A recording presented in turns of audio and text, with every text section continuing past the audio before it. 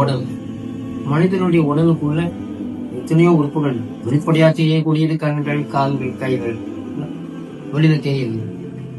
ஆனா உள்ள உடல், இதயம் இருக்கு, மூளை இருக்கு, கல்லீரல், மண்ணீரல், சிறு குடல், பெருங்குடல், இறப்பை, எத்தனை பார்ட்ஸ் உள்ள இருக்கு. இது அவ்வளவுமே உள்ளது, எல்லாம் இருக்கு.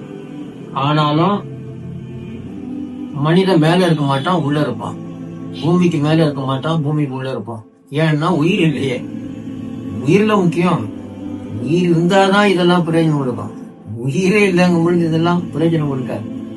அப்ப அந்த வகையில இபாதத்துகள் அனைத்துமே அந்த உடலை போல, உடல்ல உள்ள உறுப்புகளை போல இபாதத்துகள் அனைத்துமே அது ஹயாத் ஆகுதுன்னு சொன்னா, என் மீது நீங்க சலவாத்து ஓதணும், நீங்க என்ன ஜிக்ர் செய்யணும், என்ன ஜிக்ர் செஞ்சிட்டாதான் அது ஹயாத் ஆகும்.